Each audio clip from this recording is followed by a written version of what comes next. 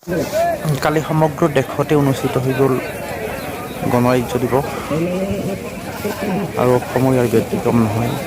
অসমৰ ভাৰতবৰ্ষৰ অংগৰাজ্য, কিন্তু কালি অসমৰ নগাঁও জিলাৰ কামপুৰত এক ব্যতিক্ৰমী দৃশ্য দেখা গ'ল। তাত ম'হ যুঁজ দেখা গ'ল। গণতন্ত্ৰ দিৱস উপলক্ষে আনন্দমুখৰ পৰিৱেশ। আচলতে অসমৰ বহু অঞ্চলত ম'হ যুঁজ এক পৰম্পৰাগত খেল বুলি চলি আহিছে আগৰে পৰা। আহকচোন তাৰে কেইটামান দৃশ্য আমি চাওঁ।